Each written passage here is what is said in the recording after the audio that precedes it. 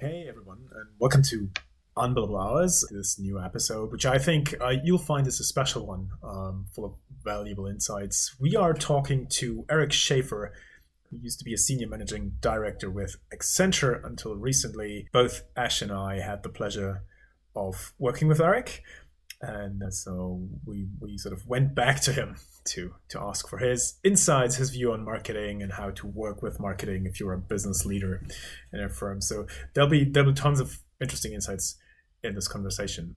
There will, however, also be just a tiny bit of inside baseball, right? I just wanted to, apologize, right, for us delving in some of our memories there. I think you'll still get all the valuable insights from the overall conversation, and you should be able to just follow along. All right, let's get to it.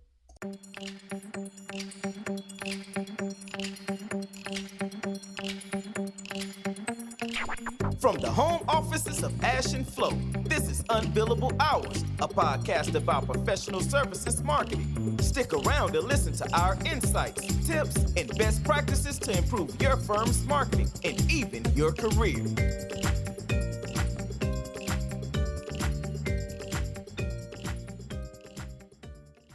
So let's get into this one. I'm excited for this episode. Welcome, everyone. Welcome, Ash, and welcome, Eric Schaeffer, who joins us from out of his next life, so to speak, after working in consulting for pretty much your entire career up to this point, right, Eric? You've been a consultant, a practice leader, a practice builder, actually, who ran quite big businesses for Accenture for many years, and you'll have to detail that a little bit. I'm not sure I know everything you've done. And so we'll be interested in hearing from you what your experiences have been with marketing in the professional services context and what your perspective as a business leader has been or is on, just generally what marketing could do for firms, how it could do that better, and all these things. So, don't know. I'm excited to get into it. Yeah. Okay. Hi, guys. Hi. Hi. So maybe can I take you a little bit back in your history, your career, Eric? I don't know, what was your first job where you sort of had, is that the right way to put it, P&L responsibility, or you had to build an actual part of the business for Accenture? Do you remember that? What that was? Well, that was a long time ago, to be fair. I mean, I worked at Accenture for over 33 years. So started 33 years, okay. Oh, wow. 33 years. So started out in '87 at the time as a young analyst in the Paris office in consulting, as you said, and all of my career in consulting, working for industrial companies. And the fun fact was that as I lived in the US before joining Accenture, my English was okay. So usually I got stuck or assigned on all the American accounts in Europe. The Caterpillars of this world, the Fords and the others. So that's where I learned how the firm was a very global firm. Okay. Interesting enough. And basically industrial and then Industry X.0, that was the last frontier the last challenge that I took up, more or less.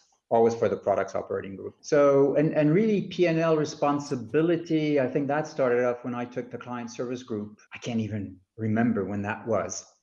That was far away. But about that time, like can you describe what was your view of sort of marketing's role in that job of building those businesses? How did you think about it? I'll be very honest. Yeah, please. We love that. I didn't even know marketing existed at that time. No, fair enough. Yeah. I'm not even sure we had a marketing, or we had a marketing function, but it was really a marketing person for the geography or for the industry. But in the old days, and that sounds cool, but in the old days, you were there as a consulting selling something, and then you delivered it. You didn't really need to market it as such. Okay. Yeah, that was pretty simple, and the business was pretty simple. And Bill Green usually said making sausages is what consulting is all about. So you don't need a lot of marketing to sell sausages. But now the business, I mean, over time, of course, to be very serious, the business became a bit more complex. the selling process became a bit more complex. Competition became a bit more active. So you really need to be able to get your messages out to your clients. What exactly were you selling? What exactly were you committing on? What exactly was differentiating you from the competition?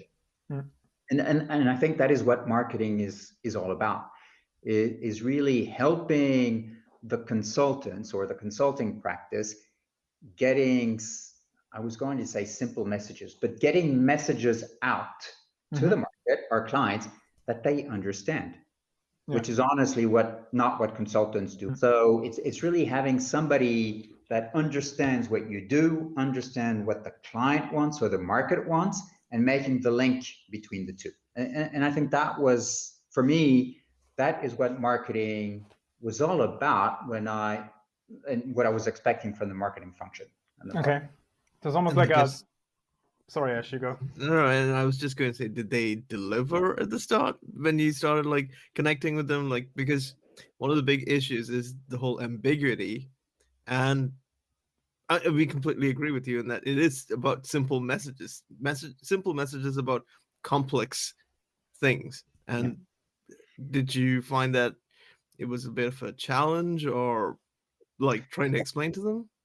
It was a bit of a challenge, but I'm not sure it was a challenge explaining to them. It was a challenge of me understanding that they were better at it than I was.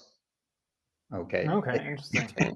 And I think that is one thing, or at least I'm not, as a consultant, you tend to believe that you know best what your client wants, which might be true, but then it is how do you get the message across and make the client understand that you are the best fit for them? And I think that is where we go at it from a very technical standpoint. So we show all that we do. We want to push the maximum of content, and then your client gets overwhelmed and gets lost. And I think that is where the marketing folks come in, is they can make that bridge between the client and the team, understanding what the client is looking for and simplifying the connection. Not simplifying simplifying maybe the messages, but it's simplifying the connection. And can I get your reaction to this? Because you mentioned that you felt you were very good at it already, which I would agree. And I think many consultants do this. And in fact, they have a point, because usually the way you raise to a position like the ones you've had is you're quite good at growing the practice, right? That's sort of a prerequisite for the job. So you build a book of business and you are good, and it's been proven that you can grow, I don't know, the accounts by 5-7% or whatever year after year. So I can understand when people say, why do I need marketing, right? I've just done this. But so my question to you is, how would you react to this idea that I think some of the value add marketing can bring is do what you're very good at, but in a broader context? Because I think what I also heard from you was very often a consultant is they live within the book of business or the accounts they see. And I make this joke all the time, and I made it to a friend we have in the automotive practice somewhere. If you have worked for, let's say, pick any name, Volkswagen for 15 years, I get it that you do know Volkswagen very well, but it's not the same as knowing the entirety of the automotive market. Like you have customer insight in this one particular setting, but a value add marketing can bring and sort of broaden that out and maybe help you get the message across to people you're not as familiar with or as intimate with. Does that make sense? It makes sense. I would even go maybe one step further, is that you work at your account, so you know your account inside out. Then what I think marketing brings is what is happening at other accounts in the automotive space. If we take the automotive as an example, as the proxy, but I think most of the value comes from when marketing brings what is happening outside of your industry. And what are other industry folks, industry teams doing? How are they go to market in consumer goods? How are they going to market in life sciences? And I think there's always some good lessons to be learned from other industries. And I think I do believe in that, that's a consultant term, in that cross-industry or cross-fertilization. And I think that's where marketing, that is for me, one of the values that marketing brings. The second thing is that, I mean, marketing requires, I mean, some deep marketing skills. And I always remember how Sonia and the team helped us bring to life Hanover Messe, an industrial fair. I mean, honestly, we couldn't have pulled it off without the marketing team and the marketing know-how, because preparing, getting the messages, the agendas, making it known, running the show, because it is a show and it's a marketing show. I mean, requires, experience. And that experience we as consultants do not have. So I'm guessing what you're saying is because we have a question on here that says, where have you seen it work well? I think you sort of implicitly answered is if the business can bring the expertise and marketing can take it and almost run it through an editorial process. I don't know what the right wording is, but maybe a messaging kind of framework there for the respective like platform, be it an event, be it something else. Yeah. So that's a recipe for success you seem to describe here. It is. Yeah, it's fair to say that. I think it is a recipe for success. I mean, it is. I think it's difficult to, when you've got and I take the Hanover Messe as a proxy, but there's many industrial, fairs or events where we want to go, or just participating with partners to their own events. It's easy for us to bring the content and on.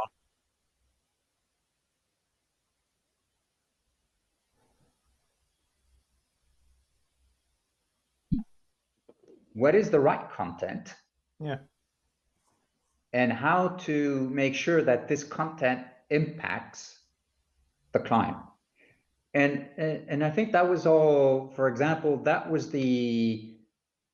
what our marketing folks do extremely well, is pick on what is the demo, what is the client case, what is the article and so forth, or the piece of thought leadership that is going to have an impact and is going to interest our clients, the medias, and so forth, and create buzz. And I think I call it a marketing show. It is a show, and I think that's very, very important, because at the end of the day, I mean, all the clients that came to Hanover Messe, and we had many, many clients, they usually remember, was it a good time for them?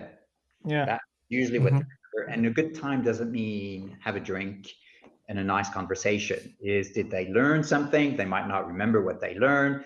Did they find it interesting at the time? Did they meet interesting people? Did they feel at ease? So it's very subjective, and I think that also requires experience to create this ambiance where people feel comfortable and remember. And I think that's our marketing. That's what marketing is all about. And it has a direct or indirect, but I think it's a direct impact on the business. And I see marketing more as an accelerator of our business and our growth than maybe creating new opportunities. Because we can grow, as you mentioned, the business 5, 10, 20, whatever percentage, depending on the practice. But marketing brings a times 1.2 or times 1.3. It accelerates our growth. And I think that is, for me, also the outcome and the impact on our business. Do you have a view on the other market the consulting firms target, which is the talent market? Do you have or was it not that much of your focus? It wasn't that much of my focus. Okay. That's fair. Based on what you're saying, Eric, it sounds like one of the big things that marketing can bring to the table is insights, really, because they bring the whole insight to help guide the messaging and the conversation that you need to take to the next step. The question that Flo and I always, bring up is that often marketing is not in a lot of places, not really there at the table. So they miss out on a few key conversations and things that can actually help things like, if we knew that this is what the client was talking about, or this is what the group was talking about, we can add those messages. What's your view on that? Because Flo and I have been talking about this practically every episode almost. Well, it's a recurring theme. It's a recurring thing. I can understand that. I mean, at the beginning, usually what I did when I took the industry managing director role, what I usually did is worked with the team, and the team was the consulting team, on the strategy and the plan. Mm-hmm. Then when I came with the plan, the strategy and the plan, I gave it to the marketing team and said, that's it, go and run with it. Mm-hmm. Okay. To be honest, that didn't really work. So to your point, I think where it really works is when you bring everybody to the table from the start, from the beginning. And I think here too, having the marketing team with the industry team or the client service group team, whatever practice, the practice leadership, and marketing is part of the practice leadership, but all the components sitting at the table, thinking about what the strategy needs to be, I think that's where it works out best. Because, I mean, from beginning, having diverse points of view and people with different perspective always, I think, has a better outcome. So that, I mean, that's a basic. And secondly, if everybody participates to building the strategy, then everybody feels empowered to execute it. So where it has really worked out is, from an industry perspective, is having the whole team participating to the strategy, brainstorming sessions, and so forth, and presentation to the top senior leadership. And when I look at Industry X.0, honestly, it was built from the beginning with our marketing folks. And our marketing folks participated to the strategy, to what we wanted to do, to what were the right offerings, how do we position it to the market, and so forth. That's very interesting, and a nice way to do it, which we would like to see more of. Just saying that marketing is part of the practice leadership, I think that's a great take and a great stance to have. Is also not everywhere, not the reality everywhere, so to speak. But pushing a little bit on that, how often did you ever sort of seek out strategic inputs from the marketing teams, or did you expect them to bring those? When you think about things like, I don't know, even market segmentation for me is a fascinating topic, because so many consulting firms do that in the broadest terms, and that already often means leaving potential on the table from a marketing perspective. But it's usually not discussed with the marketing teams, right? That's some of the things which are treated as givens. Like you say, we go after tier 1 automotive suppliers in France, and that's it. And did you have discussions about on that level of strategic, let's call those the strategic inputs, or was that something you did with the business team? It's a bit of both. So let's try to build on that one. I mean, especially with Accenture, our strategy was always pretty simple, and you go after the big accounts. Okay, fair enough. It's a big firm, so. So honestly, the strategy from that perspective was you go after the big accounts and you double your business every 3 or 4 years.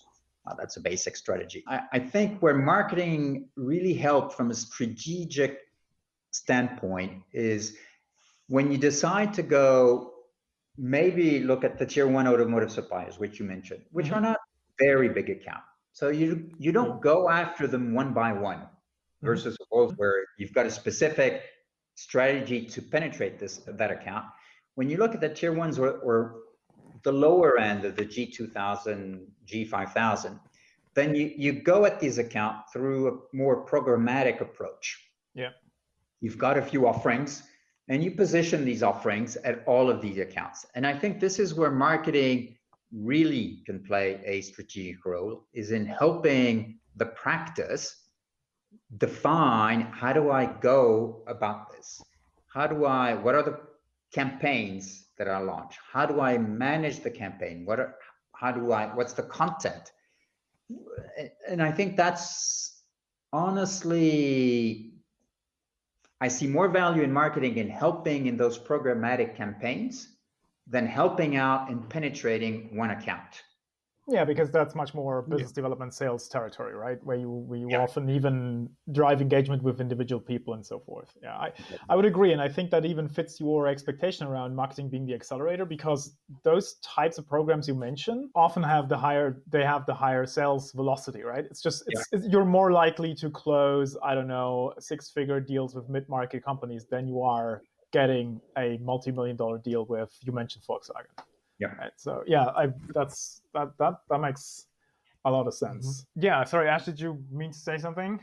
No, not that. I was just thinking that something that probably would have helped a bit more is also see the direct connection between the marketing and sales, because often what we do see is that it's hard to like measure the impact of you've done something and then you hear like, okay, you sold because of like a thought leadership or those like conversations at an event, but when you tie into the actual effort versus coming out, have you been able to see more like a direct correlation, or at least measured it, able to measure? But I would push back on that and say, is that important?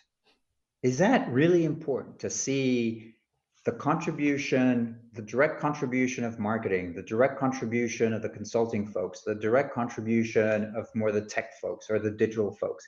At the end, it's a team play. Yeah. What is important is that you either grow your account, or you grow your cluster of accounts, or you grow your practice.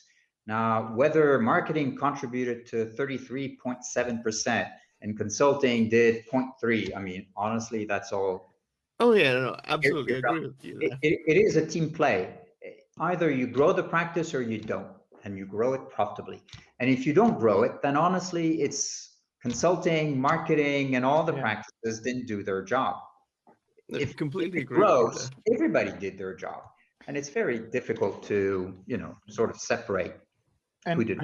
What we were just trying to talk there was like, we apply different tactics, and some of them might not necessarily work, and so it's just to like identify which is better or worse. But I think you can do that.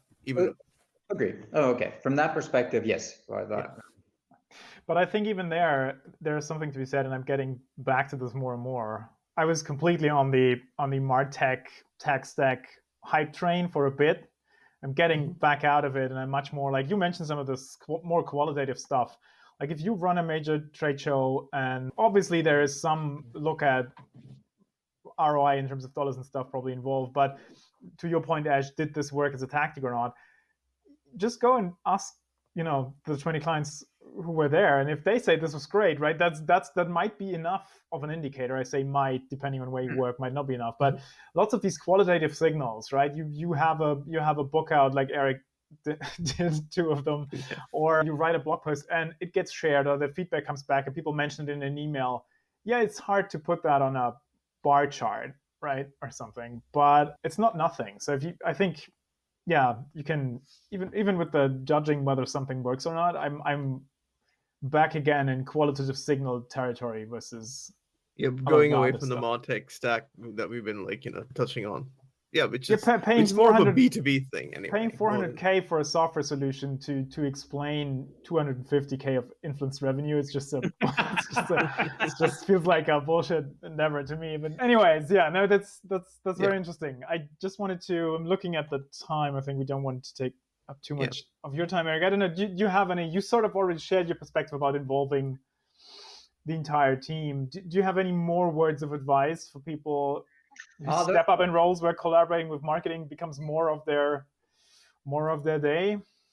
Well, there's maybe one word of advice. Don't let them do their stuff. Just like don't let the consultants do their consulting stuff on their own, and don't let the marketing folks do their marketing things on their own. And I think that's where, honestly, I've seen it really not work, is when everybody does their stuff on their own. Yeah. Collaboration is, I think, the key point. I think that's number one. That's the most important. And then bringing marketing, as well as the other parts of the firm and the practice, from day one, to think through the strategy, and then the plan for the fiscal year, the tactics, and driving the campaign. So it has always been, and I think it continues to be, a team play. And I think that's the most important thing. And marketing is part of the team, and marketing is part of the leadership of the practice. practice, whatever the practice. Nice. That was perfect. Ash, I think Yes. we can almost wrap it up. But Eric, do you want to point people to some place online where they can find what you're working on right now, or are you happy to not do that?